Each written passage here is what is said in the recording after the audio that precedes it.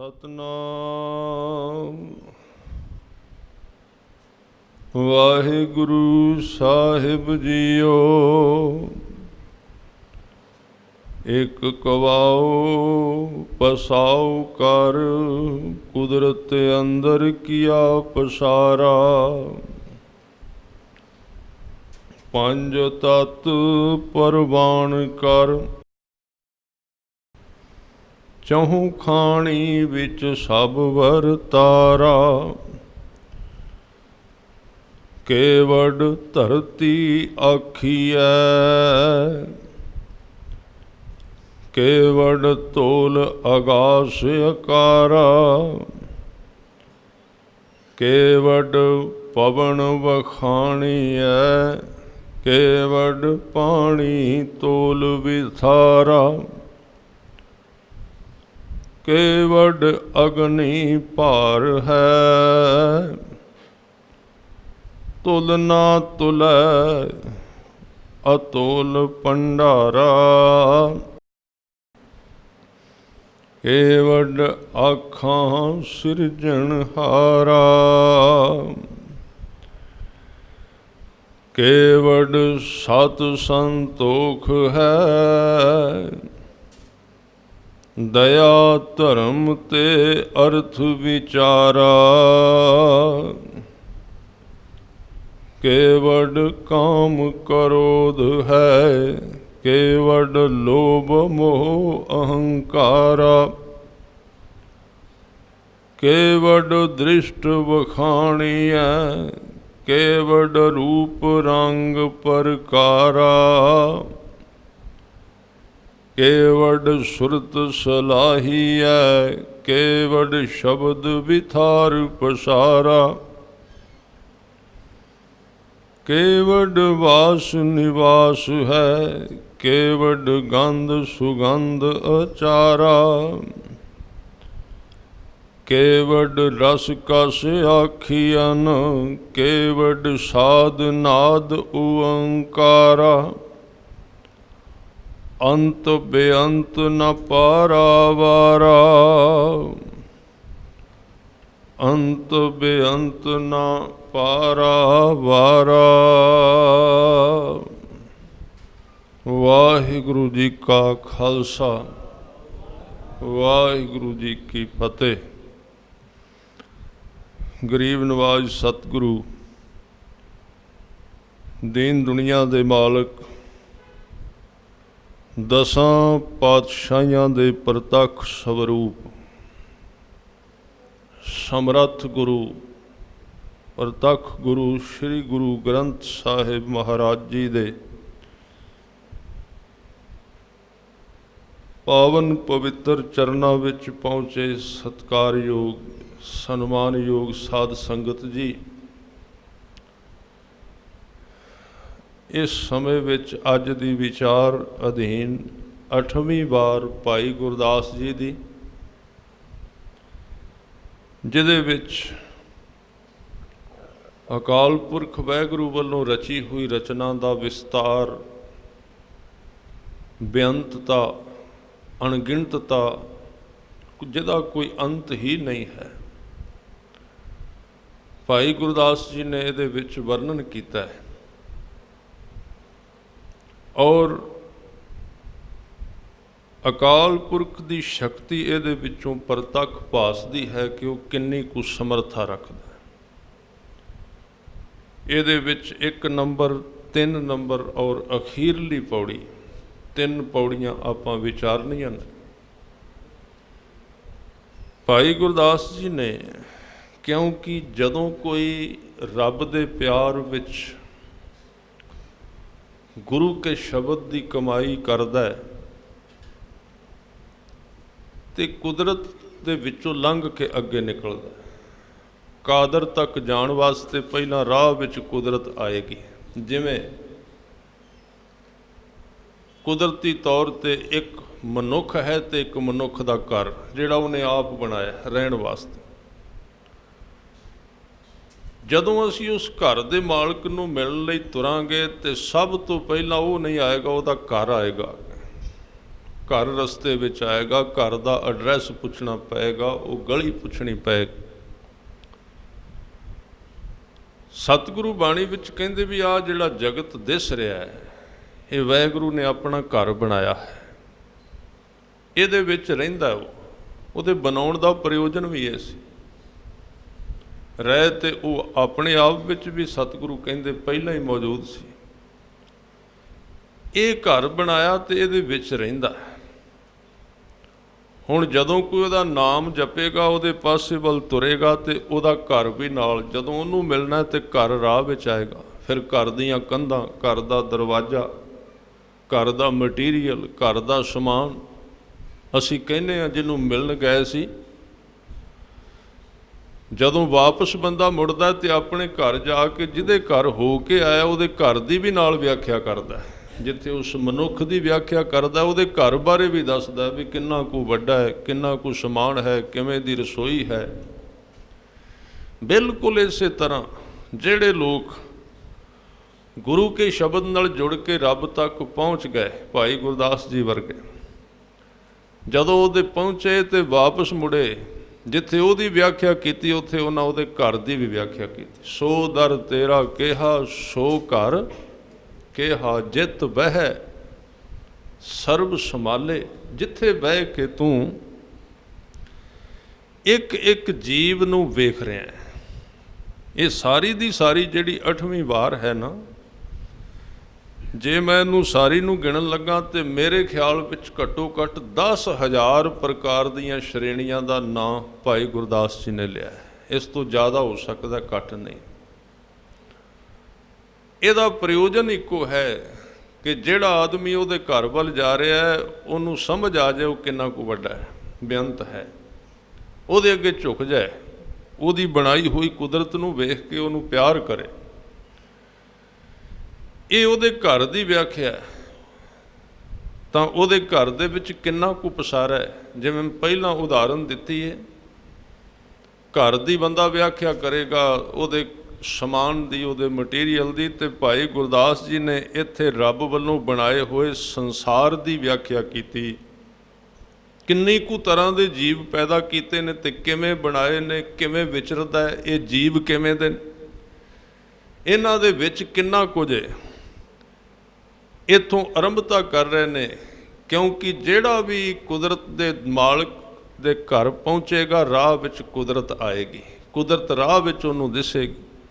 ਤਾਂ ਹੀ ਹਜ਼ੂਰ ਨੇ ਬਾਣੀ ਵਿੱਚ ਕਿਹਾ, ਕੁਦਰਤ ਹੈ ਕੀਮਤ ਨਹੀਂ ਪਾਏ। ਉਹਦੀ ਆ ਜਿਹੜੀ ਕੁਦਰਤ ਹੈ ਨਾ, ਕੁਦਰਤ ਦਾ ਮਤਲਬ ਕੀ ਹੈ? ਇਹ ਅੱਖਾਂ ਖੁੱਲੀਆਂ ਵਾਲੇ ਬੰਦਿਆਂ ਦਾ ਵਿਸ਼ਾ ਹੈ, ਦੂਜਿਆਂ ਵਾਸਤੇ ਤੇ ਕੁਝ ਵੀ ਨਹੀਂ। ਜਿਹਦੀ ਅੱਖ ਖੁੱਲੀ ਹੈ ਨਾ, ਕੁਦਰਤ ਬੜੀ ਬੇਅੰਤ ਹੈ।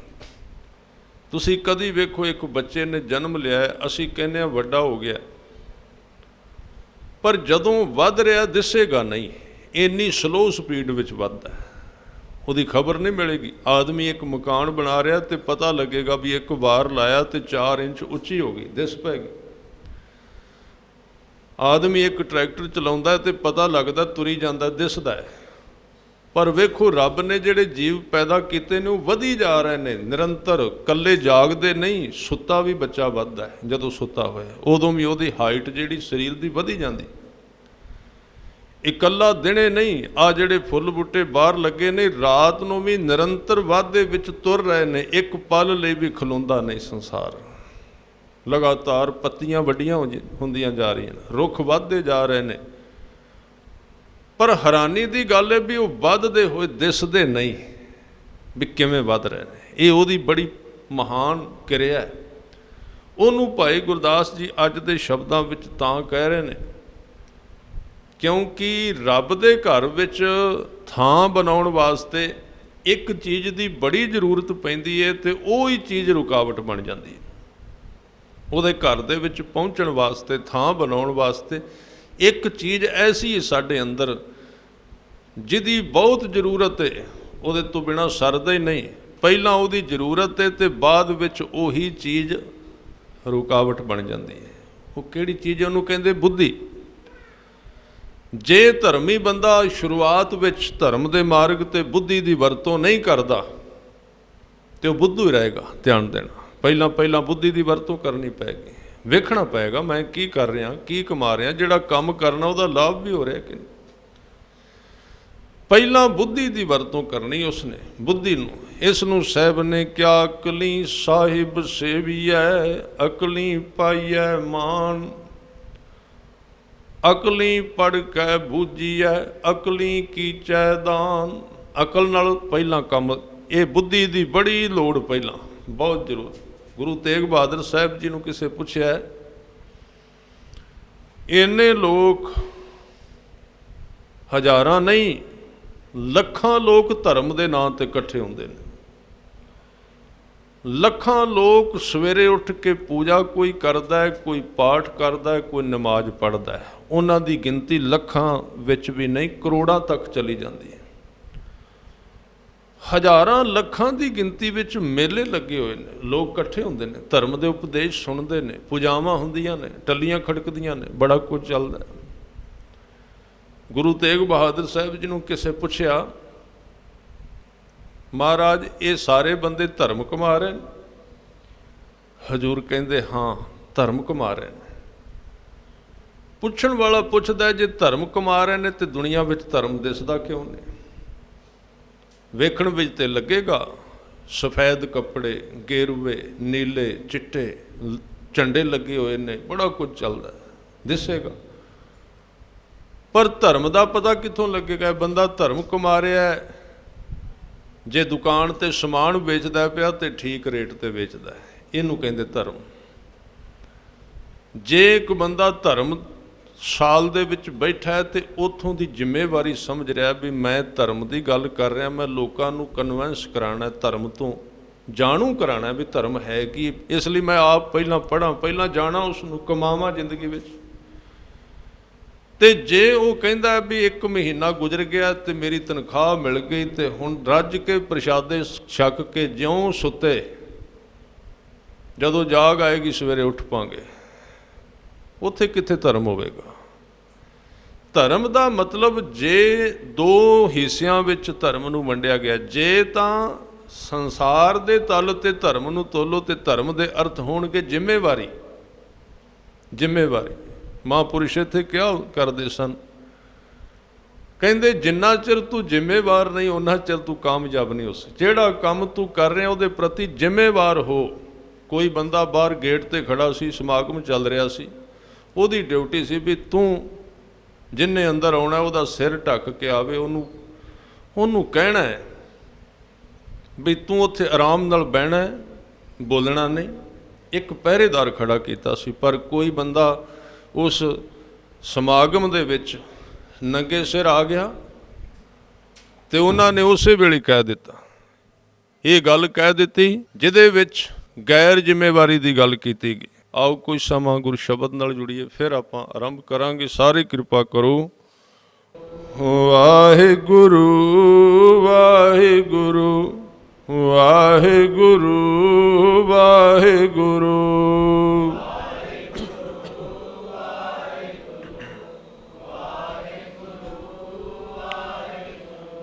ਫਿਰ ਇਕਾਗਰ ਚਿੱਤ ਹੋਵੋ ਵਿਚਾਰ ਵਿੱਚ। ਮੈਂ ਗੱਲ ਕਰ ਰਿਹਾ ਸੀ ਧਰਮ ਦੇ ਮਾਰਗ ਤੇ ਇੱਕ ਐਸੀ ਵਸਤੂ ਹੈ ਸਾਡੇ ਵਿੱਚ ਜਿਹਨੂੰ ਬੁੱਧੀ ਕਹਿੰਦੇ ਨੇ। ਗੁਰੂ ਗ੍ਰੰਥ ਸਾਹਿਬ ਕਹਿੰਦੇ ਜੇ ਤੂੰ ਇਹਦੀ ਵਰਤੋਂ ਨਾ ਕਰੇ ਤੇ ਤੁਰ ਨਹੀਂ ਸਕੇਗਾ, ਪਰ ਜਦੋਂ ਤੂੰ ਕੁਝ ਅੱਗੇ ਲੰਘ ਗਿਆ ਤੇ ਇਹ ਹੀ ਤੇਰੀ ਰੁਕਾਵਟ ਬਣ ਜਾਏਗੀ ਜੇ ਤੂੰ ਇਹਨੂੰ ਪਾਸੇ ਨਾ ਕਰ ਸਕਿਆ। ਦੋਵਾਂ ਗੱਲਾਂ ਨੂੰ ਧਿਆਨ ਵਿੱਚ ਰੱਖਣਾ। ਕੁਝ ਚੀਜ਼ਾਂ ਐਸੀਆਂ ਨੇ ਜਿਨ੍ਹਾਂ ਦੀ ਸਮੇਂ ਵਿੱਚ ਵਰਤੋਂ ਕਰਨੀ ਪੈਂਦੀ ਹੈ ਤੇ ਸਮਾਂ ਲੰਘ ਕੇ ਛੱਡਣੀ ਪੈਂਦੀ। ਜਦੋਂ ਵਕਤ ਲੰਘਦਾ, ਜੇ ਕੋਈ ਆਦਮੀ 30 ਸਾਲ ਦੀ ਉਮਰ ਵਿੱਚ ਕਵੇ ਕਿ ਮੈਂ ਤੇ ਆਪਣੇ ਤੁਰਦਿਆਂ ਤੁਰਦਿਆਂ 30 ਸਾਲਾਂ ਦਾ ਸੀ, ਘਰ ਦਾ ਸਮਾਨ ਫੋਲਿਆ ਤੇ ਵਿੱਚੋਂ 5 ਸਾਲਾਂ, ਜਦੋਂ 5 ਸਾਲਾਂ ਦਾ ਸੀ ਉਦੋਂ ਵਾਲਾ ਕਮੀਜ਼ ਲੱਭ ਗਿਆ, ਹੈ ਸੀ 30 ਸਾਲਾਂ ਦਾ। ਉਹਨੇ ਕਿਹਾ ਜੀ ਮੈਂ ਤੇ 5 ਸਾਲਾਂ ਵਾਲਾ ਕਮੀਜ਼ ਪਾਉਣਾ। ਮੂਰਖਤਾ ਹੈ। ਕਿਸੇ ਬੰਦੇ ਨੂੰ ਗਲਾਸ ਨਾਲ ਦੁੱਧ ਪੀਣ ਦੀ ਜਾਚ ਆ ਗਈ, ਉਹਨੇ ਕਿਹਾ ਮੈਂ ਤੇ ਨਿੱਪਲ ਨਾਲ ਪੀਣਾ। ਬੜੀ ਵੱਡੀ ਗਲਤੀ ਹੈ। ਪਰ ਜਦੋਂ ਗਲਾਸ ਨੂੰ ਮੂੰਹ ਲਾਉਣ ਜੋਗਾ ਨਹੀਂ ਸੀ ਉਦੋਂ ਗਲਾਸ ਨਾਲ ਪੀਣਾ ਗਲਤ ਸੀ, ਉਦੋਂ ਨਿੱਪਲ ਚਾਹੀਦੀ ਸੀ। ਬਸ ਇਹ ਗਲਤੀ ਧਰਮ ਵਿੱਚ ਹੁੰਦੀ ਹੈ। ਜਿਹੜੇ ਸਮੇਂ ਤੇ ਜਿਹੜੀਆਂ ਚੀਜ਼ਾਂ ਦੀ ਲੋੜ ਹੁੰਦੀ ਹੈ ਅਸੀਂ ਉਦੋਂ ਉਹਨਾਂ ਦੀ ਵਰਤੋਂ ਨਹੀਂ ਕਰਦੇ, ਜਦੋਂ ਸਮਾਂ ਲੰਘਦਾ ਤਾਂ ਉਹ ਛੱਡਦੇ ਵੀ ਨਹੀਂ। ਤਕਰੀਬਨ ਧਰਮ ਦੇ ਮਾਰਗ ਤੇ ਆਪਾਂ ਇਉਂ ਕਹਿ ਸਕਦੇ ਹਾਂ, ਕਿਸੇ ਬੰਦੇ ਨੂੰ ਵਾਲ ਚਿੱਟੇ ਆ ਜਾਣ ਤੇ ਫਿਰ ਵੀ ਨਿੱਪਲ ਚੁੰਗਦਾ ਹੋਵੇ, ਕਿਵੇਂ ਲੱਗੇਗਾ? ਉਮਰ 60 ਸਾਲ ਤੇ ਚੱਲੀ ਗਈ, ਧਰਮ ਦੇ ਮਾਰਗ ਤੇ ਅਜੇ ਵੀ ਉਹੀ ਗੱਲਾਂ ਪੁਰਾਣੀਆਂ, ਅਜੇ ਵੀ ਊੜੇ ਅੜੇ ਤੇ ਖੜਾ, ਅੰਦਰ ਵਿਕਾਸ ਕੋਈ ਨਹੀਂ ਹੋਇਆ, ਅੰਦਰ ਦੀ ਉਮਰ ਕੋਈ ਨਹੀਂ ਵਧੀ, ਸਰੀਰ ਬੁੱਢਾ ਹੋ ਗਿਆ, ਅੰਦਰ ਨਹੀਂ ਬੁੱਢਾ ਹੋਇਆ। ਜਿਹਨੂੰ ਕਿਹਾ ਨਾ ਸਤਿਗੁਰੂ ਨੇ ਗੁਰਮੁਖ ਬੁੱਢੇ ਨਹੀਂ, ਬਜ਼ੁਰਗੀ ਅੰਦਰ ਨਹੀਂ ਆਈ, ਉਹੀ ਗੱਲਾਂ ਪੁਰਾਣੀਆਂ। ਕੱਪੜੇ ਬਦਲ ਲੈ, ਆਪ ਨਹੀਂ ਬਦਲਿਆ, ਚੀਜ਼ਾਂ ਬਦਲ ਗਈਆਂ, ਅੰਦਰ ਉਹਦਾ ਹੋ ਹੀ ਰਿਹਾ। ਬੁੱਧੀ ਦੀ ਇੱਕ ਥਾਂ ਤੇ ਲੋੜ ਪੈਂਦੀ, ਵਿਚਾਰ ਕਰਨੀ ਪੈਂਦੀ, ਬੰਦੇ ਨੂੰ ਸੋਚਣਾ ਪੈਂਦਾ, ਅਕਲ ਨਾਲ ਸਾਹਿਬ ਦੀ ਸੇਵਾ ਕਰਨੀ ਪੈਂਦੀ। ਗੁਰੂ ਤੇਗ ਬਹਾਦਰ ਸਾਹਿਬ ਜੀ ਨੂੰ ਕਿਸੇ ਪੁੱਛਿਆ, ਮਹਾਰਾਜ ਕਰੋੜਾਂ ਲੋਕ ਧਰਮੀ ਦਿਸਦੇ ਨੇ ਤੇ ਧਰਮ ਕਿੱਥੇ ਗਿਆ? ਧਰਮ ਪੰਖ ਕਰ ਉਡਰਿਆ, ਖੰਭ ਲਾ ਕੇ ਉੱਡ ਗਿਆ ਸੰਸਾਰ ਵਿੱਚੋਂ। ਕੂੜ ਅਮਾਵਸ ਸੱਚ ਚੰਦਰਮਾ ਦਿਸੈ ਨਾਹੀ ਕਹਿ ਚੜਿਆ, ਇਹ ਕਿਉਂ ਹੋਇਆ? ਤੇ ਗੁਰੂ ਤੇਗ ਬਹਾਦਰ ਸਾਹਿਬ ਕਹਿੰਦੇ, ਭਾਈ ਇਹਦੇ ਵਿੱਚ ਧਰਮ ਦਾ ਨੁਕਸ ਨਹੀਂ, ਧਰਮੀਆਂ ਦਾ ਨੁਕਸ ਹੈ, ਧਿਆਨ ਦੇਣਾ। ਧਰਮ ਦਾ ਨੁਕਸ ਨਹੀਂ, ਧਰਮੀਆਂ ਦਾ ਨੁਕਸ ਹੈ। ਕਿਉਂ? ਕਹਿਣ ਲੱਗੇ, ਇੱਕ ਹਾਥੀ ਦਰਿਆ ਤੇ ਗਿਆ, ਚੰਗੀ ਤਰ੍ਹਾਂ ਨਹਾਤਾ, ਸਾਫ਼ ਸ਼ੁੱਧ ਹੋ ਕੇ ਬਾਹਰ ਨਿਕਲਿਆ। ਜਦੋਂ ਨਹਾਉਂਦਾ ਸੀ ਉਦੋਂ ਵੀ ਸੁੰਡ ਨਾਲ ਨਹਾਤਾ। ਹਾਥੀ ਜਦੋਂ ਨਹਾਉਂਦਾ ਹੈ ਸੁੰਡ ਵਿੱਚ ਪਾਣੀ ਭਰ ਭਰ ਕੇ ਆਪਣੇ ਉੱਤੇ ਵਗਾ ਕੇ ਸਾਰੀ ਮੈਲ ਲਾ ਦਿੰਦਾ, ਪ੍ਰੈਸ਼ਰ ਨਾਲ ਵਗਾਉਂਦਾ, ਸੁੰਡ ਨਾਲ। ਸੁੰਡ ਭਰੀ ਪਾਣੀ ਵਗਾਇਆ, ਸੁੰਡ ਭਰੀ ਪਾਣੀ ਵਗਾਇਆ, ਨਹਾ ਕੇ ਸ਼ੁੱਧ ਹੋ ਕੇ ਸਾਫ਼ ਹੋ ਕੇ ਬਾਹਰ ਨਿਕਲਿਆ। ਅਜੇ ਨਦੀ ਤੋਂ 40 ਫੁੱਟ ਦੂਰ ਗਿਆ ਸੀ, ਅੱਗੇ ਲੱਗਾ ਸੀ ਮਿੱਟੀ ਦਾ ਢੇਰ। ਉਸੇ ਸੁੰਡ ਜਿਹਦੇ ਨਾਲ ਨਹਾਤਾ ਸੀ ਨਾ, ਪਾਣੀ ਪਾ ਪਾ ਕੇ ਉਹਦੇ ਵਿੱਚ ਹੀ ਮਿੱਟੀ ਭਰ ਲਈ, ਮਿੱਟੀ ਭਰ ਕੇ ਮੂੰਹ ਕਰਕੇ ਪਿਛਾਂ ਉਸੇ ਤਰ੍ਹਾਂ ਧੂੜ ਉਡਾਈ ਤੇ ਸਾਰੇ ਸਰੀਰ ਤੇ ਪਾ ਲਈ। ਗੁਰੂ ਤੇਗ ਬਹਾਦਰ ਸਾਹਿਬ ਕਹਿੰਦੇ, ਸੱਜਣਾ ਹੁਣ ਦੱਸ, ਪਾਣੀ ਦਾ ਗੁਨਾਹ ਹੈ? ਪਾਣੀ ਦਾ ਗੁਨਾਹ ਹੈ ਕਿ ਹਾਥੀ ਦਾ? ਕਹਿਣ ਲੱਗੇ, ਹਾਥੀ ਦਾ। ਕਹਿਣ ਲੱਗੇ, ਇਹ ਗੱਲ ਸੁਣ ਲੈ, ਧਰਮ ਦਾ ਕੋਈ ਨੁਕਸ ਨਹੀਂ, ਧਰਮੀਆਂ ਦਾ ਨੁਕਸ ਹੈ। ਉਹ ਨਹਾ ਵੀ ਲੈਂਦੇ ਨੇ ਤੇ ਮਿੱਟੀ ਵੀ ਪਾ ਲੈਂਦੇ ਨੇ। ਨਹਾ ਲਿਆ, ਨਹਾਉਣਾ ਕੀ ਹੈ? ਰਾਮਦਾਸ ਸਰੋਵਰ ਨਾਤੇ, ਸਭ ਉਤਰੇ ਪਾਪ ਕਮਾਤੇ, ਨਿਰਮਲ ਹੋਈ ਕਰ ਇਸ਼ਨਾਨਾ, ਗੁਰਪੂਰੇ ਕੀਨੇ ਦਾਨਾ। ਪਾਠ ਕਰ ਲਿਆ, ਕੀਰਤਨ ਕਰ ਲਿਆ, ਕੀਰਤਨ ਸੁਣ ਲਿਆ, ਸ਼ੁੱਧ ਹੋ ਗਿਆ ਮਨ, ਪਵਿੱਤਰ ਹੋ ਗਿਆ। ਉੱਠ ਕੇ ਬਾਹਰ ਗਏ, ਆਪਣੇ ਆਪਣੇ ਦੁਸ਼ਮਣ ਹਨ ਨੇ, ਹਰ ਇੱਕ ਨੇ ਰੱਖੇ ਹੋਏ ਨੇ। ਸਾਡੇ ਅੰਦਰ ਕਿੰਨਾ ਕੁ ਰਹਿੰਦਾ? ਇਕੱਲਾ ਨਹੀਂ ਰਹਿੰਦਾ ਮਨੁੱਖ, ਇਕੱਲਾ ਨਹੀਂ। ਇਸੇ ਲਈ ਤੇ ਪਰਮਾਤਮਾ ਸਾਡੇ ਨੇੜੇ ਨਹੀਂ ਆਉਂਦਾ। ਜਿੰਨਾ ਚਿਰ ਵਿਅਕਤੀ ਇਕੱਲਾ ਨਹੀਂ, ਉਹ ਕਿਵੇਂ ਆਏਗਾ? ਇੱਕ ਪਾਸੇ ਉਹਨੂੰ ਪਰਮਾਤਮਾ ਨੂੰ ਪਤੀ ਕਿਹਾ ਤੇ ਆਪਣੇ ਆਪ ਨੂੰ ਪਤੀ ਮੰਨਿਆ ਗੁਰਬਾਣੀ ਵਿੱਚ, ਉਹਨੂੰ ਸੁਹਾਗ ਕਿਹਾ ਤੇ ਸਿੱਖ ਨੂੰ ਸੁਹਾਗਣ ਕਿਹਾ। ਤੇ ਸੁਹਾਗ ਤੇ ਸੁਹਾਗਣ ਦਾ ਸੰਬੰਧ ਤੇ ਇਕਾਂਤ ਵਿੱਚ, ਭੀੜ ਵਿੱਚ ਨਹੀਂ। ਤੇ ਸਾਡੇ ਅੰਦਰ ਤੇ ਭੀੜ ਜੰਮੀ ਹੋਈ ਹੈ। ਬਾਬਾ ਨਾਨਕ ਕਿੱਥੇ ਆਵੇ? 5-7 ਦੁਸ਼ਮਣ ਹਰ ਇੱਕ ਨੇ ਰੱਖੇ ਨੇ। ਬੰਦਾ ਦਿਨ ਰਾਤ ਅੰਦਰ ਉਹਨਾਂ ਨੂੰ ਕੋਸਦਾ ਰਹਿੰਦਾ ਹੈ, ਹਰ ਇੱਕ ਨੇ ਰੱਖੇ ਨੇ। ਭਾਵੇਂ ਕਿੱਥੋਂ ਕੱਢ ਕੇ ਲਿਆਉਣੇ ਪੈਣ, ਜੇ ਕਿਤੇ ਘਟ ਜਾਣ ਨਾ 4-5 ਦਿਨ, ਕਹਿੰਦੇ ਹੁਣ ਕਿੱਥੋਂ ਲੱਭੀਏ, ਨੀਂਦ ਨਹੀਂ ਆਉਂਦੀ ਜਿੰਨਾ ਚਿਰ ਨਿੰਦਿਆ ਨਾ ਕਰੀਏ। ਈਰਖਾ ਕਰਨ ਤੋਂ ਬਿਨਾਂ ਨੀਂਦ ਨਹੀਂ ਆਉਂਦੀ। ਚਾਹੀਦਾ ਕੋਈ ਸਿਰ ਮਾਰਨ ਲਈ ਚਾਹੀਦਾ, ਰੋਜ਼ ਕਿਸੇ ਦੇ ਵਿੱਚ ਸਿਰ ਮਾਰਨਾ ਹੈ। ਆਦਮੀ ਦੀ ਆਦਤ ਤੁਸੀਂ ਵੇਖਿਆ ਹੋਣਾ, ਜਿਹੜੇ ਪਸ਼ੂ ਭਿੜਦੇ ਨੇ ਨਾ, ਜੇ ਉਹਨਾਂ ਨੂੰ ਦੂਜਾ ਪਸ਼ੂ ਭਿੜਨ ਵਾਸਤੇ ਨਾ ਲੱਭੇ, ਉਹ ਫਿਰ ਕਿੱਕਰਾਂ ਨਾਲ, ਕੰਧਾਂ ਨਾਲ, ਰੁੱਖਾਂ ਨਾਲ ਆਪਣੇ ਸਿਰ ਘਸਾਉਂਦੇ ਨੇ। ਕਿਉਂ? ਉਹ ਚੀਜ਼ ਅੰਦਰ ਬਣ ਗਈ। ਸੱਪ ਨੂੰ ਜਦੋਂ ਡੰਗ ਮਾਰਨ ਵਾਸਤੇ ਕੋਈ ਨਾ ਲੱਭੇ ਤੇ ਉਹ ਕਹਿੰਦੇ ਨੇ ਫਿਰ ਚੀਜ਼ਾਂ ਨਾਲ ਡੰਗ ਮਾਰਦਾ ਹੈ, ਰੁੱਖਾਂ ਦੇ ਨਾਲ। ਇਸ ਤਰ੍ਹਾਂ ਹੁੰਦਾ ਹੈ। ਗੁਰੂ ਤੇਗ ਬਹਾਦਰ ਸਾਹਿਬ ਕਹਿੰਦੇ, ਭਾਈ ਧਰਮ ਤੇ ਹੈ, ਧਰਮੀ ਕੋਈ ਨਹੀਂ ਰਹੇ। ਉਹ ਇੱਕ ਪਾਸੇ ਧਰਮ ਕਮਾਉਂਦੇ ਨੇ, ਨਾਲ ਹੀ ਮਿੱਟੀ ਪਾ ਲੈਂਦੇ ਨੇ ਸਿਰ ਵਿੱਚ।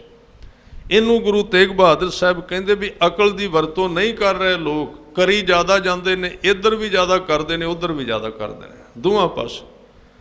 ਇਹਨੂੰ ਹਜ਼ੂਰ ਨੇ ਬਾਣੀ ਵਿੱਚ ਆਪਣੇ ਸ਼ਲੋਕਾਂ ਵਿੱਚ ਵਰਣਨ ਕੀਤਾ, ਜਿਹਦੇ ਵਿੱਚ ਸੱਚੇ ਪਾਤਸ਼ਾਹ ਜੀ ਕਹਿੰਦੇ ਨੇ, ਤੀਰਥ ਬਰਤ ਅਰਦਾਨ ਕਰ, ਮਨ ਮੈਂ ਧਰੈ ਗੁਮਾਨ, ਨਾਨਕ ਨੇ ਫਲ ਜਾਤ ਤੇ ਜਿਉ ਕੁੰਚਰ ਇਸ਼ਨਾਨ।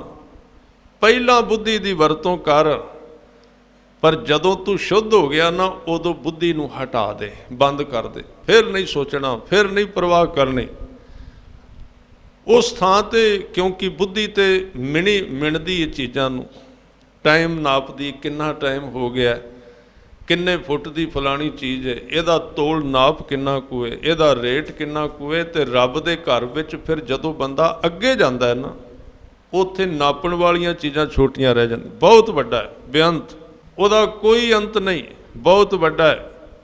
ਉਸ ਥਾਂ ਤੇ ਫਿਰ ਕਬੀਰ ਸਾਹਿਬ ਕਹਿੰਦੇ, ਕਬੀਰ ਸਾਧੂ ਕੋ ਮਿਲ ਨਾ ਜਾਈਐ, ਸਾਥ ਨਾ ਲੀਜੈ ਕੋਏ, ਪਾਛੇ ਪਾਉ ਨਾ ਦੀਜੀਐ, ਆਗੇ ਹੋਏ ਸੋ ਹੋਏ। ਉਹ ਬੇਹਿਸਾਬ ਹੈ, ਹੁਣ ਹਿਸਾਬ ਕਰਨਾ ਛੱਡ ਦੇ।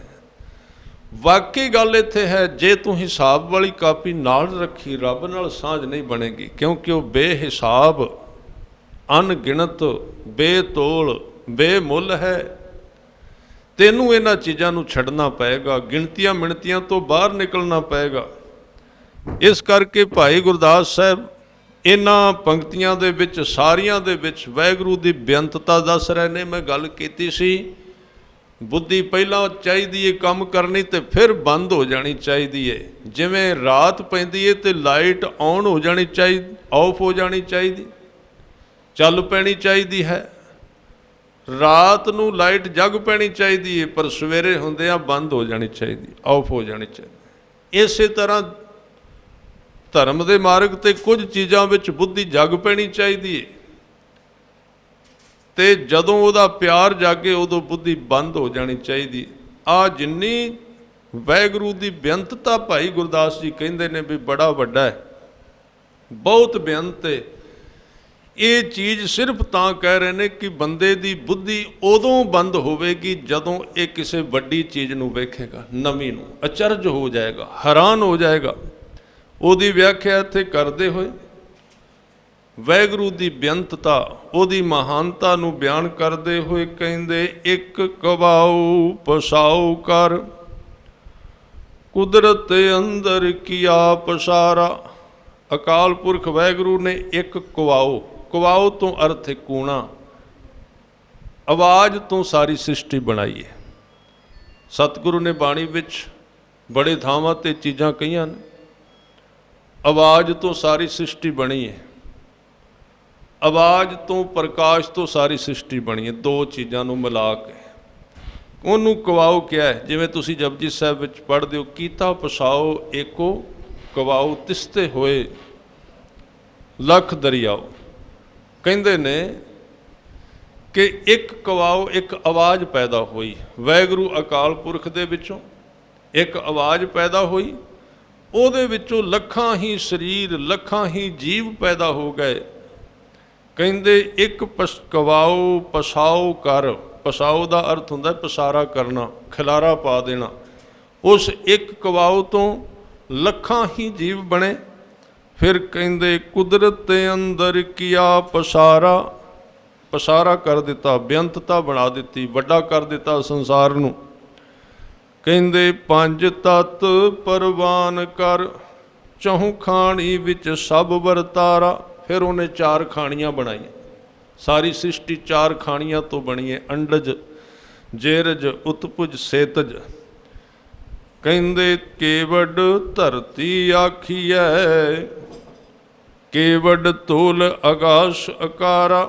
ਧਰਤੀ ਕਿੱਡੀ ਕੁ ਹੈ, ਆਕਾਸ਼ ਕਿੰਨਾ ਕੁ ਹੈ, ਕੌਣ ਜਾਣੇ ਇਸ ਨੂੰ। ਅਕਾਲ ਪੁਰਖ ਵਾਹਿਗੁਰੂ ਨੂੰ ਜਾਣਨਾ ਤੇ ਬੜਾ ਕਠਿਨ, ਉਹਦੀ ਬਣਾਈ ਸ੍ਰਿਸ਼ਟੀ ਨੂੰ ਵੀ ਨਹੀਂ ਜਾਣਿਆ ਜਾ ਸਕਦਾ, ਉਹ ਹੀ ਇੰਨੀ ਬੇਅੰਤ ਹੈ। ਅੱਜ ਤੱਕ ਕਿਸੇ ਨੂੰ ਓੜਕ ਨਹੀਂ ਲੱਭਾ। 50,000 ਦੇ ਕਰੀਬ ਜਿਵੇਂ ਦੀ ਧਰਤੀ ਤੇ ਅਸੀਂ ਰਹਿ ਰਹੇ ਹਾਂ, ਇਸ ਤਰ੍ਹਾਂ ਦੀਆਂ 50,000 ਧਰਤੀਆਂ ਵਿਗਿਆਨ ਨੇ ਲੱਭ ਲਈਆਂ ਵੀ ਜਿਵੇਂ ਅਸੀਂ ਰਹਿ ਰਹੇ ਹਾਂ ਇਸ ਤਰ੍ਹਾਂ 50,000 ਹੋਰ ਧਰਤੀਆਂ ਨੇ। ਉਹਨਾਂ 50,000 ਧਰਤੀਆਂ ਦੇ ਹੋਰ 50,000 ਵੱਖਰੇ ਵੱਖਰੇ ਸੂਰਜ ਨੇ। ਉਹ ਧਰਤੀਆਂ ਉਹਨਾਂ ਸੂਰਜਾਂ ਦੇ ਦੁਆਲੇ ਘੁੰਮਦੀਆਂ ਨੇ, ਉਹ ਸੂਰਜ ਹੋਰ ਸੂਰਜਾਂ ਦੇ ਦੁਆਲੇ ਘੁੰਮਦੇ ਨੇ, ਉਹ ਹੋਰ ਦੇ ਦੁਆਲੇ ਘੁੰਮੀ ਜਾ ਰਹੇ ਨੇ। ਤੁਸੀਂ ਦੱਸੋ ਕਿੱਡਾ ਕੁ ਵੱਡਾ ਪਸਾਰਾ ਹੋਵੇਗਾ। ਇੰਨੀ ਬੇਅੰਤਤਾ ਹੈ ਇਹਦੇ ਵਿੱਚ, ਵੱਡਾਪਣ। ਇਹ ਗੱਲਾਂ ਕਿਉਂ ਕੀਤੀਆਂ? ਇਹ ਕੋਈ ਸਾਇੰਸ ਦੀ ਕਲਾਸ ਨਹੀਂ। ਕਈ ਵਾਰੀ ਮਨ ਕਹਿੰਦਾ ਵੀ ਇਹਦੀ ਕੀ ਲੋੜ ਪੈ ਗਈ। ਇਹਦੀ ਲੋੜ ਤਾਂ ਪਈ ਹੈ, ਸਤਿਗੁਰੂ ਨੂੰ ਪਤਾ ਹੈ ਵੀ ਇਹ ਬੰਦਾ ਆਪਣੀ ਛੋਟੀ ਜਿਹੀ ਚਾਰ ਦੀਵਾਰੀ ਵਿੱਚ, ਛੋਟੇ ਜਿਹੇ ਘਰ ਵਿੱਚ ਇੰਨਾ ਫੁੱਲ ਕੇ ਬਹਿੰਦਾ ਵੀ ਬਸ ਇਹ ਹੀ ਦੁਨੀਆ ਹੈ। ਹੰਕਾਰੀ ਹੋ ਗਿਆ, ਆਪਣੇ ਛੋਟੇ ਜਿਹੇ ਘਰ ਦੇ ਵਿੱਚ ਫੁੱਲ ਕੇ ਬਹਿ ਗਿਆ। ਉਹਨੂੰ ਇਹ ਨਹੀਂ ਪਤਾ ਵੀ ਤੇਰਾ ਘਰ ਤੇ ਇਸ ਵੱਡੇ ਬ੍ਰਹਿਮੰਡ ਦੇ ਵਿੱਚ, ਇਹਦਾ ਤੇ ਨਕਸ਼ੇ ਦੇ ਵਿੱਚ ਇੱਕ ਬਿੰਦੂ ਵੀ ਨਹੀਂ ਦਿਸਦਾ ਕਿੰਨਾ ਕੁ ਹੈ ਤੇਰਾ, ਤੇਰੀ ਹੈਸੀਅਤ ਕਿੰਨੀ ਕੁ ਹੈ।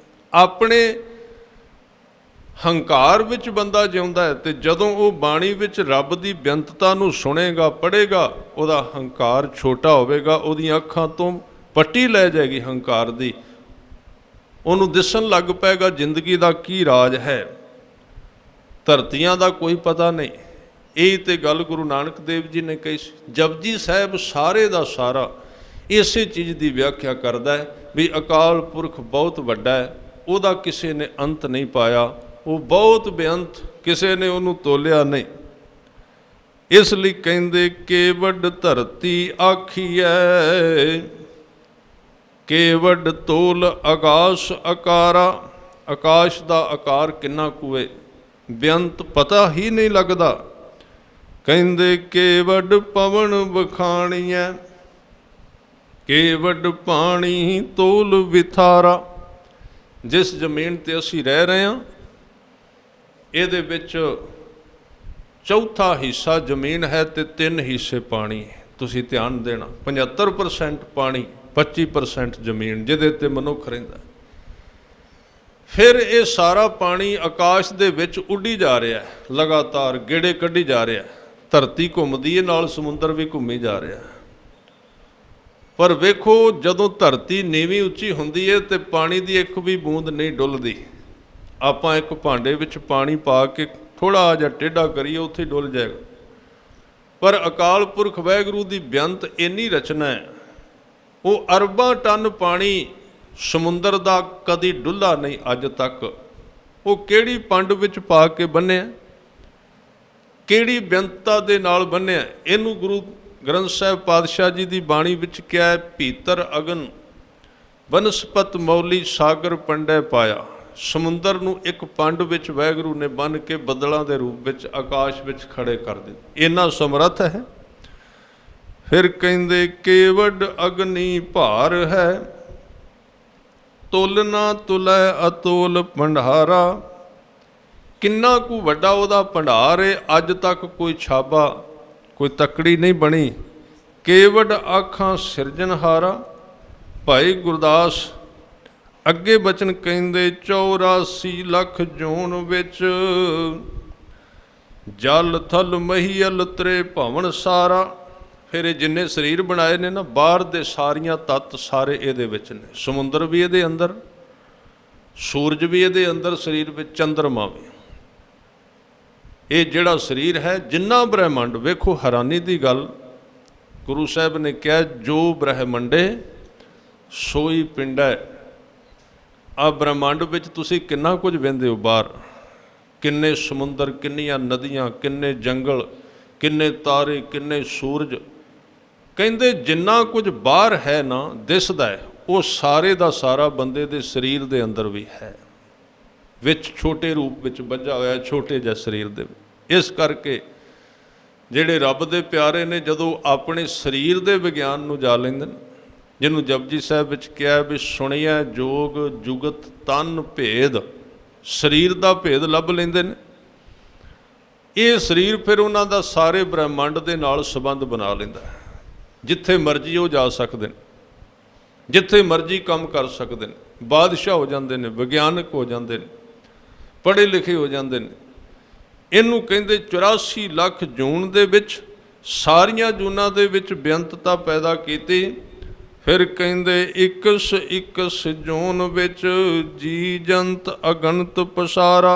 ਇੱਕ ਇੱਕ ਜੂਨ ਦੇ ਵਿੱਚ ਕਰੋੜਾਂ ਦੀ ਗਿਣਤੀ ਵਿੱਚ ਜੀਵ ਪੈਦਾ ਕੀਤੇ, ਸਾਰਿਆਂ ਦਾ ਹਿਸਾਬ ਰੱਖਿਆ, ਸਾਰਿਆਂ ਬਾਰੇ ਜਾਣਦਾ ਹੈ, ਸਾਰਿਆਂ ਨੂੰ ਸੰਭਾਲਦਾ ਹੈ।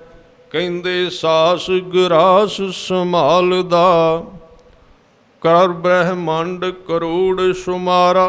ਭਾਈ ਗੁਰਦਾਸ ਜੀ ਕਹਿੰਦੇ ਮੈਂ ਤਾਂ 50,000 ਦੀ ਗੱਲ ਕੀਤੀ ਸੀ, ਪਰ ਅੱਗੇ ਕਰੋੜ ਆ ਗਿਆ ਸ਼ਬਦ। ਕਹਿੰਦੇ ਕਰੋੜਾਂ ਹੀ ਧਰਤੀਆਂ ਬਣਾਈਆਂ ਨੇ। ਭਾਈ ਗੁਰਦਾਸ ਜੀ ਕਹਿ ਰਹੇ ਨੇ ਫਿਰ ਸਾਰੀਆਂ ਧਰਤੀਆਂ ਦਾ ਹਿਸਾਬ ਵੀ ਰੱਖਦਾ ਹੈ, ਸਭ ਕੁਝ ਨੂੰ ਜਾਣਦਾ ਹੈ। ਕਹਿੰਦੇ ਰੂਮ ਰੂਮ ਵਿੱਚ ਰੱਖਿਓਨ, ਓੰਕਾਰ ਆਕਾਰ ਵਿਥਾਰਾ। ਇੱਕ ਕਹਿੰਦੇ ਨੇ ਇੱਕ ਬ੍ਰਹਿਮੰਡ ਵਾਹਿਗੁਰੂ ਦਾ ਇੱਕ ਰੋਮ ਹੈ। ਜਿਵੇਂ ਬੰਦੇ ਦੇ ਸਰੀਰ ਤੇ 3.5 ਕਰੋੜ ਵਾਲ ਮੰਨੇ ਨੇ, 3.5 ਕਰੋੜ ਰੋਮ ਨੇ ਸਰੀਰ ਦੇ। ਕਹਿੰਦੇ ਜਿੰਨੇ ਬ੍ਰਹਿਮੰਡ ਨੇ ਸਾਰੇ ਵਾਹਿਗੁਰੂ ਦੇ ਰੋਮ ਨੇ, ਭਾਵ ਇਹਦੇ ਵਿੱਚ ਇੰਨੇ ਜੀਵ ਫਿਰ ਰਹੇ ਨੇ, ਇੰਨੀ ਬੇਅੰਤਤਾ ਹੈ। ਸਿਰ ਸਿਰ ਲੇਖ ਅਲੇਖ ਦਾ, ਲੇਖ ਅਲੇਖ ਉਪਾਵਨ ਹਾਰਾ। ਫਿਰ ਬੜੀ ਹੈਰਾਨੀ ਦੀ ਗੱਲ, ਇੱਕ ਇੱਕ ਬੰਦੇ ਦਾ ਹਿਸਾਬ ਖਾਤਾ ਉਹਦੀ ਵਹੀ ਤੇ ਲਿਖਿਆ ਹੋਇਆ ਹੈ। ਜਦੋਂ ਵੀ ਕੋਈ ਮੁੜਦਾ, ਇਹ ਨਹੀਂ ਕਿ ਕੋਈ ਜਾਲੀ ਪਾਸਪੋਰਟ ਲੈ ਕੇ ਪਾਸ ਕਰ ਜਾਏਗਾ ਉੱਥੋਂ, ਨਹੀਂ, ਇੱਕ ਵੀ ਨਹੀਂ ਲੰਘਣ ਦਿੰਦਾ। ਜਿੰਨੇ ਜੀਵ ਨੇ ਸਾਰਿਆਂ ਦਾ ਹਿਸਾਬ, ਸਾਰਿਆਂ ਦਾ ਇੱਕ ਇੱਕ ਪਲ ਦਾ ਲੇਖਾ, ਉਹਨਾਂ ਦੀ ਲਿਖਤ, ਉਹ ਕਿੱਥੇ ਕਿੱਥੇ ਗਏ ਨੇ, ਫਿਰ ਪਰਤ ਕੇ ਉਹਨਾਂ ਨੂੰ ਉਹਦੇ ਹਿਸਾਬ ਕਿਤਾਬ ਵਿੱਚ ਪਾ ਦੇਣਾ ਵੀ ਇਹਨੇ ਪਿੱਛੇ ਕੀ ਕੀਤਾ ਤੇ ਅੱਗੋਂ ਕਿੱਥੇ ਕਿੱਥੇ ਜਾਏਗਾ, ਇਹਦਾ ਖਾਣਾ ਪੀਣਾ ਕਿੱਥੇ ਹੈ, ਸਾਰਾ ਪ੍ਰਬੰਧ ਕਿੱਡਾ ਬੇਅੰਤ, ਕਿੰਨੀ ਉਹਦੇ ਵਿੱਚ ਬੇਅੰਤਤਾ ਹੈ। ਇਸ ਲਈ ਗੁਰੂ ਨਾਨਕ ਸਾਹਿਬ ਜਪਜੀ ਸਾਹਿਬ ਦੇ ਵਿੱਚ ਉਹਦੇ ਇਹਨਾਂ ਰੰਗਾਂ ਨੂੰ ਵੇਖ ਕੇ, ਬੇਅੰਤਤਾ ਨੂੰ ਵੇਖ ਕੇ, ਇੱਕ ਪੌੜੀ ਵਿੱਚ ਵਾਰ-ਵਾਰ ਇੱਕ ਗੱਲ ਨੂੰ ਦੁਹਰਾਉਂਦੇ ਨੇ। ਆਪਾਂ ਪੜਾਂਗੇ, ਸਾਰਿਆਂ ਨੇ ਬੋਲਣ ਦੀ ਕਿਰਪਾ ਕਰਨੀ। ਕੁਦਰਤ ਕਵਨ ਕਹਾ ਵਿਚਾਰ, ਕੁਦਰਤ ਕਵਨ ਕਹਾ ਵਿਚਾਰ,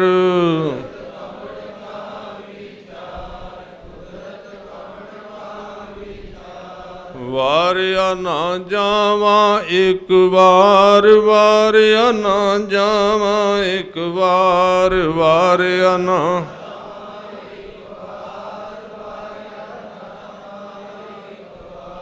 ਵੱਖਰੇ ਵੱਖਰੇ ਦਾਇਰੇ ਦਾ ਗਿਆਨ ਹੈ। ਜਦੋਂ ਅਸੀਂ ਆਪਣੇ ਦਾਇਰੇ ਵਿੱਚ ਜਿਉਂਦੇ ਹਾਂ ਤੇ ਦੁੱਖ ਸੁੱਖ ਵਰਤਦਾ ਰਹਿੰਦਾ ਵੀ ਇਹ ਕਿਉਂ ਹੋਇਆ, ਇਸ ਤਰ੍ਹਾਂ ਕਿਉਂ ਹੋਇਆ। ਗੁਰੂ ਅੰਗਦ ਦੇਵ ਜੀ ਦਾ ਇੱਕ ਸਿੱਖ ਹੈ, ਸਾਧ ਸੰਗਤ ਜੀ, ਖਡੂਰ ਸਾਹਿਬ ਤੋਂ ਥੋੜ੍ਹੀ ਦੂਰ ਰਹਿੰਦਾ। ਉਹਨੇ ਇੱਕ ਦਿਨ ਗੁਰੂ ਅੰਗਦ ਦੇਵ ਜੀ ਨੂੰ ਬੜੀ ਪਿਆਰ ਨਾਲ ਸਵੇਰੇ ਸਵੇਰੇ ਆਪਣੇ ਪਿੰਡੋਂ ਖਿਚੜੀ ਬਣਾ ਕੇ, ਰਾਤ ਦੀ ਠੰਡੀ ਹੋਈ, ਨਾਲ ਦਹੀਂ ਲਿਆ ਕੇ ਛਕਾਇਆ। ਸਤਿਗੁਰੂ ਨੇ ਛਕਿਆ, ਛਕ ਕੇ ਬੜੇ ਪ੍ਰਸੰਨ ਹੋਏ, ਕਹਿਣ ਲੱਗੇ ਗੁਰਸਿੱਖਾ ਇਹ ਰੋਜ਼ ਲੈ ਕੇ ਆਇਆ ਕਰ।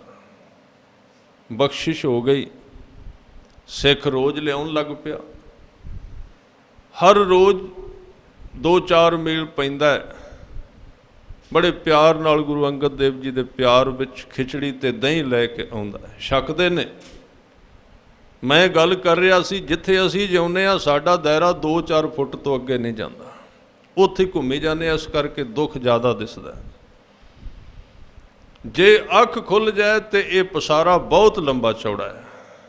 ਇਹ ਹਿਸਾਬ ਕਿਤਾਬ ਕਿਸੇ ਨੂੰ ਜੀਵਨ, ਬਸ ਦੁੱਖ ਇੱਕੋ ਹੈ। ਅਸੀਂ ਸੋਚਦੇ ਹਾਂ ਕਿ ਸਾਰੀ ਦੁਨੀਆ ਸਾਡੇ ਦੁਆਲੇ ਘੁੰਮ ਰਹੀ ਹੈ, ਪਰ ਸੱਚ ਇਹ ਨਹੀਂ। ਅਕਾਲ ਪੁਰਖ ਦੇ ਹੁਕਮ ਦੇ ਦੁਆਲੇ ਹਰ ਇੱਕ ਬੰਦਾ ਘੁੰਮ ਰਿਹਾ, ਉਹਦੀ ਲਿਖਤ ਦੇ ਦੁਆਲੇ। ਜੇ ਇਹਨਾਂ ਦੋਵਾਂ ਵਿੱਚੋਂ ਇਹ ਰਸਤਾ ਅਸੀਂ ਚੁਣਿਆ ਹੈ ਕਿ ਮੇਰੇ ਦੁਆਲੇ ਸਭ ਕੁਝ ਘੁੰਮੇ, ਬਸ ਇਹਨੂੰ ਹੀ ਹਉਮੈ ਕਹਿੰਦੇ ਨੇ। ਜੇ ਹਉਮੈ ਦੀ ਡੂੰਘੀ ਤੋਂ ਡੂੰਘੀ ਪਰਿਭਾਸ਼ਾ ਸਮਝਣੀ ਹੋਵੇ ਨਾ, ਸੱਚਾਈ ਪੁੱਛੋ, ਹਉਮੈ ਦੀ ਵਿਆਖਿਆ ਹੀ ਬੜੀ ਔਖੀ, ਇਹਨੂੰ ਛੱਡਣਾ ਤੇ ਹੋਰ ਵੀ ਔਖਾ ਹੈ। ਕਈ ਵਾਰੀ ਗੁਰਮੁਖ ਕਹਿੰਦੇ ਹਉਮੈ ਕੀ ਹੈ, ਹਉਮੈ ਕਿੱਥੋਂ ਉਪਜਿਆ। ਅਸੀਂ ਕਹਿ ਦਿੰਦੇ ਹਾਂ ਜੀ ਹਉਮੈ ਇਹ ਵੇ ਵੀ ਆਕੜ ਕੇ ਬੰਦਾ ਤੁਰੇ, ਉਹਨੂੰ ਕਹਿੰਦੇ ਹੰਕਾਰੀ। ਇਹ ਹਉਮੈ ਕੋਈ ਨਹੀਂ ਜੇ। ਕੋਈ ਬੰਦਾ ਆਕੜ ਕੇ ਛੱਡੋ 2 ਫੁੱਟ ਬਾਅਦ ਮੱਥਾ ਟੇਕ ਕੇ ਵੀ ਤੁਰੇ ਤੇ ਨਹੀਂ ਕਿਹਾ ਜਾ ਸਕਦਾ ਵੀ ਇਹਨੇ ਹਉਮੈ ਛੱਡ ਦਿੱਤੀ, ਕਿਉਂਕਿ ਇਹ ਤੇ ਸਰੀਰ ਦੀ ਕਿਰਿਆ। ਅਪਰਾਧੀ ਦੂਣਾ ਨਿਵੈ, ਉਹਦੇ ਨਾਲ ਕੀ ਹੁੰਦਾ? ਕੋਈ ਬੰਦਾ ਬੜੇ ਸੋਹਣੇ ਮਿੱਠੇ ਮਿੱਠੇ ਸ਼ਬਦ ਕਹੇ ਜੀ, ਨਿਮਰਤਾ, ਅਸੀਂ ਤੁਹਾਡੇ ਪੈਰਾਂ ਦੀ ਧੂੜ, ਕਿਰਪਾ ਕਰਨੀ, ਰਹਿਮਤ ਰੱਖਣੀ, ਅਸੀਂ ਤੇ ਹੈ ਹੀ ਕੁਝ ਨਹੀਂ ਜੀ, ਕਰ ਹੀ ਕੁਝ ਨਹੀਂ ਸਕਦੇ। ਨਹੀਂ ਜੀ ਨਹੀਂ,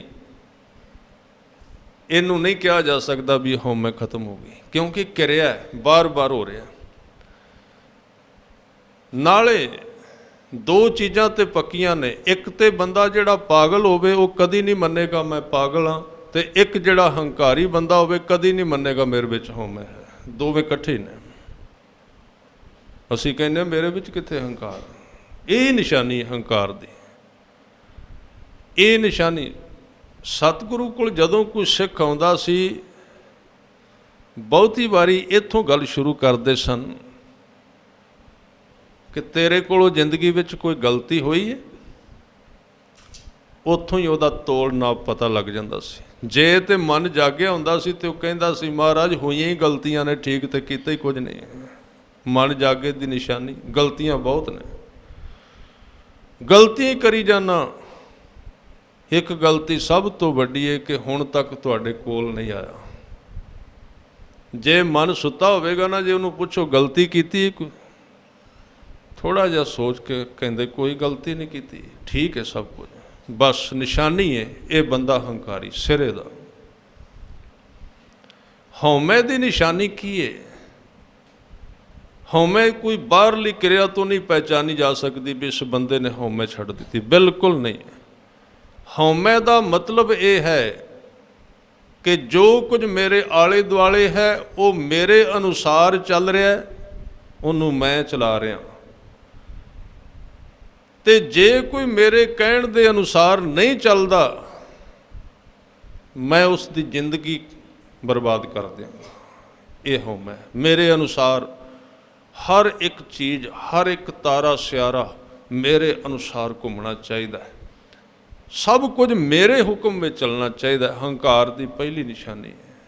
ਦੂਜਾ ਇੱਕ ਵਿਸ਼ਾ, ਉਹਦੇ ਵਿੱਚ ਸਿੱਖ ਕਹਿੰਦਾ ਹੈ ਕਿ ਜਿਵੇਂ ਮੈਨੂੰ ਗੁਰੂ ਚਲਾ ਰਿਹਾ ਮੈਂ ਉਵੇਂ ਚੱਲ ਰਿਹਾ, ਜਿਵੇਂ ਗੁਰੂ ਚਲਾ ਰਿਹਾ। ਮੈਂ ਉਹਦੇ ਅੱਗੇ ਅੜਚਨ ਨਹੀਂ ਬਣਾਂਗਾ, ਮੈਂ ਉਹਦੇ ਅੱਗੇ ਰੁਕਾਵਟ ਨਹੀਂ ਪਾਵਾਂਗਾ। ਜਿਉਂ ਤੂੰ ਚਲਾਵੇਂ ਤੇ ਵਿਚਲੈ ਸੁਆਮੀ, ਹੋਰ ਕਿਆ ਜਾਣਾ ਗੁਣ ਤੇਰੇ। ਕਹਿੰਦੇ ਹੋਰ ਨਹੀਂ ਸਾਨੂੰ ਗਿਆਨ ਆਉਂਦਾ, ਬਸ ਇੱਕੋ ਹੀ ਆਉਂਦਾ, ਜਿੱਧਰ ਕਹਿਣਾ ਉੱਧਰ ਹੀ ਤੁਰੇ ਜਾਂਦੇ ਹਾਂ। ਇਹ ਹੈ ਹਉਮੈ ਦਾ ਵਿਨਾਸ਼, ਹਉਮੈ ਦਾ ਮਰ ਜਾਣਾ। ਮੈਂ ਦੀ ਮੌਤ ਇੱਥੋਂ ਹੋਵੇਗੀ। ਇਸ ਕਰਕੇ ਕੁਦਰਤ ਦੇ ਵਿੱਚ, ਬੇਅੰਤਤਾ ਦੇ ਵਿੱਚ ਜਦੋਂ ਜਾਵਾਂਗੇ, ਮੈਂ ਗੱਲ ਕਰ ਰਿਹਾ ਸੀ, ਉਹ ਸਿੱਖ ਰੋਜ਼ ਖਿਚੜੀ ਤੇ ਦਹੀਂ ਲੈ ਕੇ ਆਉਂਦਾ, ਤੇ ਮੈਂ ਬੇਨਤੀ ਕਰ ਰਿਹਾ ਸੀ ਵੀ ਸਾਡਾ ਦਾਇਰਾ ਆਪਣੇ ਹਿੱਸੇ ਵਿੱਚ, ਗੁਰੂ ਦੀ ਅੱਖ ਬਹੁਤ ਦੂਰ ਤੱਕ ਹੈ। ਜਦੋਂ 6 ਮਹੀਨੇ ਲੰਘ ਗਏ ਨਾ, ਹੁਣ ਛੋਟੀ ਗੱਲ ਨਹੀਂ ਸੀ ਗੁਰੂ ਅੰਗਦ ਦੇਵ ਜੀ ਦੀ ਸੇਵਾ ਕਰਨੀ, ਤੁਰ ਕੇ ਜਾਣਾ, ਬਰਕਤਾਂ ਸ਼ਕਤੀਆਂ ਵਰਤਣ ਲੱਗ ਪਈਆਂ ਚੌਹਾਂ ਪਾਸੇ। ਇੱਕ ਦਿਨ ਸਵੇਰੇ ਦਹੀਂ ਤੇ ਖਿਚੜੀ ਸਿਰ ਤੇ ਚੁੱਕ ਕੇ ਤੁਰਿਆ, ਇੱਕ ਪਾਸਿਓਂ ਬੱਦਲ ਚੜ੍ਹਿਆ, ਬੜੀ ਤੇਜ਼ ਹਨੇਰੀ ਚੜ੍ਹੀ। ਇਹਨੇ ਵੇਖਿਆ ਵੀ ਅੱਜ ਤੇ ਜਾ ਨਹੀਂ ਸਕਦੇ, ਹਨੇਰੀ ਬੜੀ ਆ ਗਈ। ਖੜੇ ਹੋ ਕੇ ਅਰਦਾਸ ਕੀਤੀ, ਗੁਰੂ ਅੰਗਦ ਦੇਵ ਪਾਤਸ਼ਾਹ ਜੀ ਕਿਰਪਾ ਕਰੋ, ਮੈਂ ਤੁਹਾਡੇ ਵਾਸਤੇ ਖਿਚੜੀ ਲੈ ਕੇ ਆ ਰਿਹਾ, ਹਨੇਰੀ ਬੜੀ ਚੜ੍ਹੀ ਹੈ ਤੇ ਥੋੜ੍ਹੀ ਜਿਹੀ ਬੰਦ ਕਰ ਦਿਓ। ਜਦੋਂ ਅਰਦਾਸ ਕਹੀ, ਹੁਣ ਕਮਾਈ ਵਾਲੀ ਰਸਨਾ ਸੀ, ਸਰੀਰ ਕਮਾਈ ਕਰ ਰਿਹਾ ਸੀ, ਗੁਰੂ ਅੰਗਦ ਦੇਵ ਜੀ ਦੀ ਸੇਵਾ ਕਰ ਰਿਹਾ ਸੀ। ਉਹ ਜੋ ਅਰਦਾਸ ਹੋਈ ਉਸੇ ਵੇਲੇ ਪੂਰੀ ਹੋ ਗਈ, ਹਨੇਰੀ ਬੰਦ ਹੋ ਗਈ, ਮੌਸਮ ਠੀਕ ਹੋ ਗਿਆ। ਇਹ ਸਿੱਖ ਖਿਚੜੀ ਲੈ ਕੇ ਪਹੁੰਚਿਆ, ਗੁਰੂ ਅੰਗਦ ਦੇਵ ਜੀ ਅੱਗੇ ਬੈਠੇ ਸਨ, ਤੇ ਰਾਹ ਵਿੱਚ ਆਉਂਦਿਆਂ ਆਉਂਦਿਆਂ ਫਿਰ ਤੁਹਾਨੂੰ ਪਤਾ ਹੈ ਜਦੋਂ ਬੰਦੇ ਦੀ ਗੱਲ ਚੱਲਣ ਲੱਗ ਪਏ, ਗੱਲ ਹੋਰ ਦੀ ਹੋਰ ਹੋ ਜਾਂਦੀ ਹੈ। ਅੱਜ ਚਾਲ ਵੀ ਵੱਖਰੀ ਹੈ, ਕਹਿੰਦੇ ਰੋਕ ਦਿੱਤੀ ਹੈ ਹਨੇਰੀ, ਫੜ ਕੇ ਕਰ ਦਿੱਤਾ ਹੈ ਨਾ ਇਸ ਤਰ੍ਹਾਂ। ਮਨ ਇਸ ਤਰ੍ਹਾਂ ਹੋ ਗਿਆ, ਜਦੋਂ ਗਏ ਗੁਰੂ ਅੰਗਦ ਦੇਵ ਜੀ ਸਾਹਮਣੇ ਬੈਠੇ ਸਨ, ਜਦੋਂ ਨੇੜੇ ਆਇਆ ਨਾ ਦਹੀਂ ਤੇ ਖਿਚੜੀ ਲੈ ਕੇ, ਗੁਰੂ ਅੰਗਦ ਦੇਵ ਜੀ ਨੇ ਉੱਠ ਕੇ ਮੂੰਹ ਦੂਜੇ ਪਾਸੇ ਕਰ ਲਿਆ, ਮੂੰਹ ਨਹੀਂ ਕੀਤਾ, ਪਾਸੇ ਕਰ ਲਿਆ। ਹੈਰਾਨ ਹੋ ਗਿਆ, ਇਹ ਕੀ ਹੋਇਆ? ਸੋਚਿਆ ਸ਼ਾਇਦ ਮੂੰਹ ਪਰਾਂ ਨੂੰ ਕਰਕੇ ਖਾਊ ਨੇ ਵੀ ਅੱਗੇ ਲੋਕ ਬੈਠੇ, ਦੂਜੇ ਪਾਸੇ ਲੈ ਕੇ ਗਿਆ। ਗੁਰੂ ਸਾਹਿਬ ਨੇ ਮੂੰਹ ਫਿਰ ਦੂਜੇ ਪਾਸੇ ਕਰ ਲਿਆ। ਸਮਝ ਆ ਗਈ ਕੋਈ ਕੰਮ ਗਲਤ ਹੋਇਆ। ਬੇਨਤੀ ਕੀਤੀ, ਸਤਿਗੁਰੂ मैं किहड़ी भुल कीती, किहड़ी गलती। हजूर ने कहा तू मैनू 2 चम्मच खिचड़ी खवाउण वास्ते हज़ारां जीवां दी रोजी बंद कर दित्ती है। कहन लगा समझिया नहीं। कहंदे तैनू पता नहीं, बंदा रब ने पैदा किया, होर भी जीव पैदा किए ने, छोटे छोटे कीट पैदा किए ने, उन्हां दा भोजन दिसदा नहीं। ते रब ने जिहड़े जीव पैदा किए ने ना, उन्हां तक भोजन अपड़ाउण वास्ते हनेरियां बनाईयां ने, हवावां बनाईयां ने, एक थां तो भोजन चुक के दूजे थां ते लिजाउण वास्ते, दिसदा नहीं। ये ट्रांसपोर्ट सिस्टम है वाहिगुरू दा, हनेरियां दे राहीं एक थां तो भोजन चुक के हज़ारां मील दूजे थां ते लै जाना। उत्थे सूक्ष्म जीव ने जिहड़े दिसदे नहीं। कहंदे उस हनेरी विच हज़ारां जीवां दा भोजन सी जिहड़ा वाहिगुरू ने एक थां तो दूजे थां ते लै के जाना सी। सज्जणा जदों तू कहा वो सारा उत्थे ही रुक गया। अज वो जीव भुखे ने ते तू मैनू खिचड़ी खवाउण वास्ते आ गया।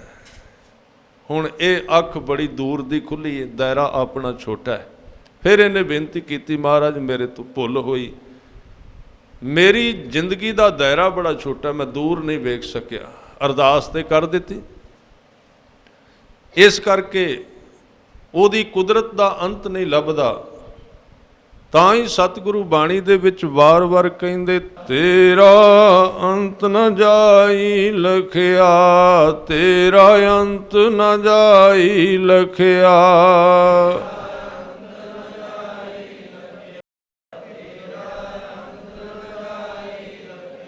एक पासे बंदा कहता है भी बगानी हिरस ते नहीं जाना चाहिए, काम वो जिहड़ा तुहाडे हत्थ विच होवे, ते असी सारी जिंदगी दूजियां दे हत्थ विच दे दित्ती। कहंदे दुख तां हटना जे दूजियां ने हटाउणा, ते ओहदे करके दुखियां जी, ओहदे करके जी, ओहदे करके, फिर ते उन्हां दे हत्थ विच दुख है। सतगुरु कहंदे टाइम बड़ा खराब कीता, होर ना कर। तू किसे करके दुखी नहीं, तू अपने आप करके दुखी है। किसे करके बिल्कुल दुखी नहीं, तू अपने आप करके दुखी है। जदों तू अपनी जिंदगी नूं सुर कर लेंगा, दूसरे का दुख तेरे तक आ ही नहीं सकेगा। सारे दरवाजियां ते बैरीयर हो जाएंगे, कोई लंघ नहीं सकेगा। तू इन्हां विच किवें रहना है, जिन्हां दे विच हंकारी भी ने, निमरता वाले भी ने, जिन्हां दे विच पत्थर दिल भी ने, प्यार वाले भी ने, ईमानदार भी ने, बेईमान भी ने, धर्मी भी ने, अधर्मी भी ने। किवें जीना है? इस अखीरली पौड़ी विच कहिंदे, उत्तम मध्यम नीच लख। जिथे तू रह रहा है इत्थे लखां ही उत्तम बड़े सोहणे चंगे लोग ने, मध्यम विचले जे मेल दे जिन्हां विच आपां रहिंदे आ, रलिया मिलिया जा काम चलदा है, कदी ईमानदार कदी बेईमान, कदी प्यार वाले कदी हंकारी, जिन्हां विच आपां जी रहे।